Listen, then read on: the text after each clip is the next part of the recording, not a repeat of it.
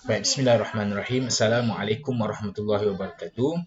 Jadi insyaAllah untuk kelas fiqh pula, kita akan sambung pembelajaran pada minggu lepas, iaitu masih lagi dalam tajuk najis, dan kita di muka surat 10 tak silap saya ya. Cuba tengoklah sambungan korang tu kat mana.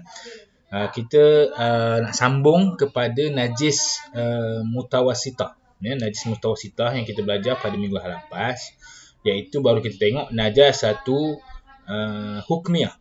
Ya, najis yang jadi hukum kan. Jadi yang kali ni kita tengok dia punya bar. Ya, bar ni.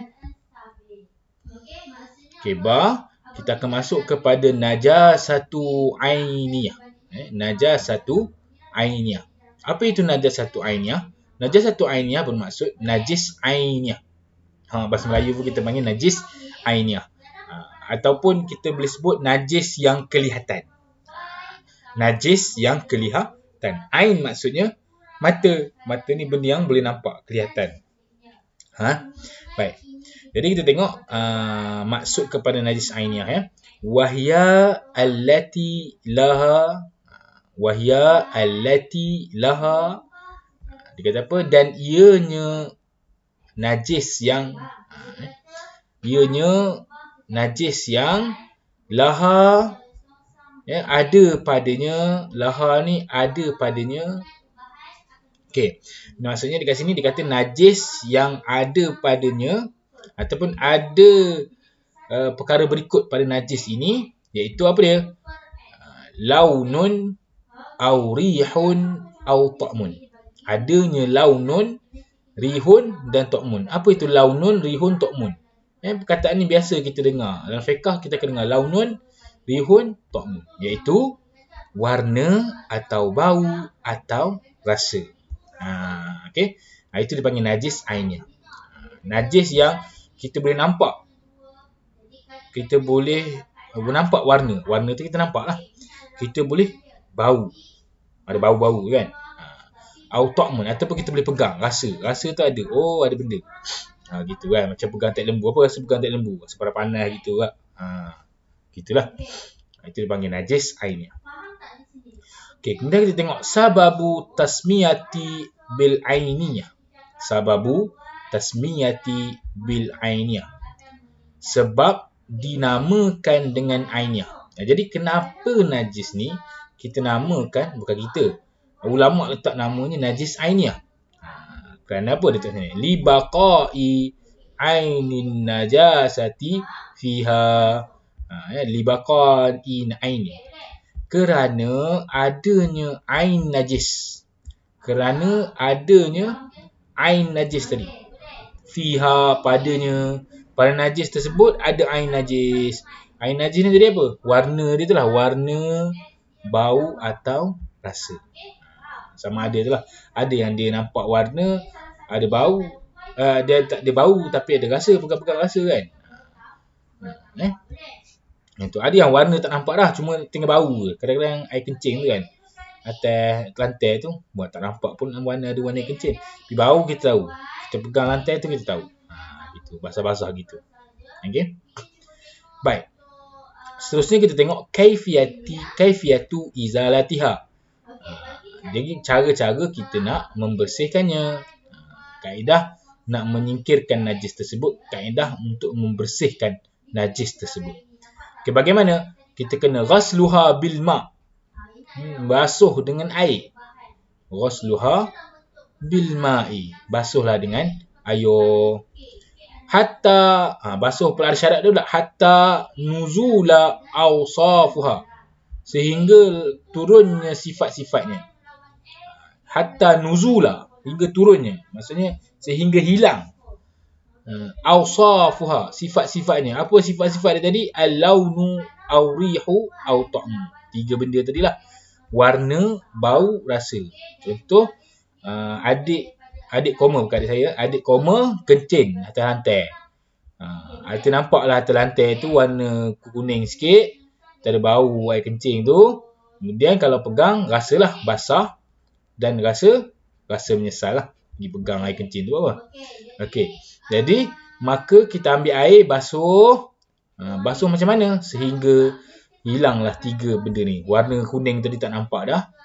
Bau pun tak ada dah. Pegang pun dah tak ada rasa air kencing kan. Dah basuh, dah mop semua tak ada. Okey, settle. Selesai. Itu cara-cara nak basuh dia. Okey. Baik. Selesai najis ainiyah ni, kita masuk kepada an-najasatu mughallazah. An-najasatu mughallazah, iaitu najis mughallazah. Najis yang paling berat. Najis ni najis paling berat. Nak sebut dia mughallazah, berat nak sebut dia. Jadi ini adalah najis yang paling berat, kategori yang ketiga. Okey, apa najis mughallazah ni? Wahya najasatu. Dan ianya adalah najis. Memanglah najis. Najis apa? Al-kalbi wal khinzir. Apa itu? Anjing dan juga khinzir. Kalbi anjing, khinzir lah. Melayu pun kita panggil khinzir. Wa furu'i ahadihima. Dan bahagian daripadanya, sebahagian-bahagian daripada anjing dan khinzir tadi. Tai dia ke, air liur dia ke, daging dia ke, bulu dia ke, semua itu adalah najis. Okey. Baik. Kemudian kita mesti tahu cara kaifiyatu izalatiha, cara-cara nak membersihkannya. Cara-cara nak bersihkan najis tadi. Okey. Cara yang adalah tathur an-najasatu al-mughallazah. Sucikan najis mughallazah. Nak sucikan najis mughallazah ni dengan cara apa? Bisabi'in ghasalatin, dengan 7 basuhan. Bisabi'in ghasalatin, dengan 7 basuhan. 7 kali basuh. Ba'da izalati, selepas ainiha, selepas menyingkirkan ain najis tadi kan. Contoh anjing pula rayak depan rumah kita. Atau dia pergi kencing je. Dia pergi kencing pula. Dia pergi beraknya dekat laman rumah. Beranda tu kan. Tempat parking kereta. Dekat bawah garas ke. Dan sebagainya. Jadi macam mana kita memula ambil penyapu ke, penyeduk ke, cangkul ke. Kita izalatin ainihal tu. Okay, buang dulu najis, ain najis tersebut. Dah campak masuk dalam tak kisahlah masuk dalam plastik ke macam ni, korang buang. Lepas tu barulah kita basuh dengan 7 basuhan. Barulah kita basuh dengan 7 basuh. Ada kata ihdahunna biturabin. Salah satu daripada 7 tadi adalah dengan tanah. 7 kali basuh tadi dengan air tadi. Mesti salah satu tu dengan tanah. Okey, wal afdal, dan sebaiknya, apa sebaiknya? Ayakuna wadu'ut turab, adalah guna tanah pada basuhan pertama. Ayakuna wadu'ut turabi fi ghaslati al-ula. Gunakanlah tanah tadi pada basuhan pertama. Lepas kita dah buang najis anjing tadi tu, dah cedok dia, taruh dalam longkang. Lepas tu kita ambil tanah, campakkan ke kawasan yang kena najis tadi. Lepas tu barulah curah dengan air. Gitu. Okey. Baik. Itu cara nak menyucikan najis mughallazah. Okey. Selesai najis mughallazah, kita tengok yang terakhir. Jenis najis ni panggil najasatu al-ma'fu anha. Najis pun ada najis apa? Najis yang dimaafkan. Ada juga najis yang dimaafkan. Mudahnya Islam. Najis pun ada najis-najis yang kita diberi kelonggaran dalam Islam supaya memudahkan manusia untuk beribadat. Okey. Baik, yang pertama, apa dia? Al-yasiru minad dammi wal qayh wad dammil baraghis. Yang pertama adalah sedikit percikan. Al-yasiru min, sedikit percikan daripada darah dan nanah. Bukan darah nanah, darah dan nanah. Tertinggal dan. Okey, percikan darah nanah yang sikit ni tidak bermasalah. Ada setengah kata sebesar duit shilling tu. Kurang kecil daripada duit shilling tu, kira sikit. Kira banyak lagi. Kan? Okey. Dan juga darah kutu. Kan kita kadang-kadang kutu tu kita matikan dia kan. Kita pukul dia. keluar darah, maka darah kutu tak ada masalah. Tiba-tiba nak semayang, tiba-tiba ada kutu kan. Kita picit kutu tu, keluar darah, tak apa. Tak masalah, dia tak ada najis. Ambil lah tisu lap sikit, lepas tu semayang. Kemudian yang kedua, al-maitatu allati la dama laha sa'ilun kazubab wa namli. Maitatu ni bukan mayat. Kita panggil bangkai lah. Maitatu allati, bangkai yang macam mana yang ni? Yang boleh dimaafkan ni, bukan najis. La dama laha, tiada darah padanya. La dama laha. La dama laha, tiada darah padanya. Sa'ilun kazubabin wa namlin, seperti lalat dan semut. Kalau kita tengok, lalat dengan semut ni dia tak ada darah. Jadi kalau ada semut mati kat baju tu, tak ada masalah lah. Kita duduk atas semut, lepas tu kita semayang. Jadi sah semayang, sah. Sebab dia najis yang dimaafkan. Okey. Kemudian yang ketiga, ma yusibun insan min tini syari'. Apa yang menimpa manusia daripada tanah. Ni contoh kes-kes macam pergi masjid tu selut, kena selut dan sebagainya, maka benda tu tidak najis. Ia adalah sesuatu yang dimaafkan. Sebab tanah ni tanah bersih lah kan, tanah. Dia tanah ni pun kita guna untuk bersuci kan.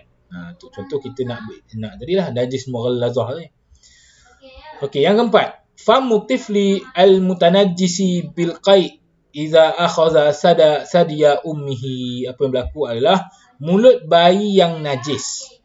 Mulut baby tu jadi najis kerana muntah jika dia menyusu ibunya. Kan kalau baby kecil dia menyusu, lepas tu nanti dia akan macam orang panggil muak kan, najis. Dia keluar macam dia muntah balik susu tu. Okay? Susu bukan susu botol tu, kalau susu ibu lah. Maka yang mulut najis kat mulut dia tu adalah adalah najis yang dimaafkan. Tidak najis pula, adalah najis yang dimaafkan ya. Sebab dia adalah muntah daripada susu ibu dia. Okey, bayi kecil lah. Okey, yang kelima, zalku tuyur fi amakin allati tataraddadu 'alaiha, iaitu najis burung ataupun tarik burung pada tempat yang tidak dapat dielak padanya. Kadang-kadang dekat pintu masuk masjid tu kan gitu. Dia berak gitu kan. Tahulah burung mana-mana pun dia bubuh. Jadi tempat tu memang tak dapat elak. Kan, saya nak lalu situ. Nak lalu mana lagi? Jadi dimaafkan. Najis ini adalah dimaafkan sebab najis burung ni payah kita nak buang. Kalau kita buang pun dia mari lagi. Kan? Jadi gitulah. Maka najis macam ni dia tak ada masalah, dipanggil najis ma'fu anha. Okey. Sekadar itu saja untuk hari ini. Jadi saya harap semua faham. Apa yang masalah boleh PM saya. Jadi saya sudahi dengan Assalamualaikum warahmatullahi wabarakatuh.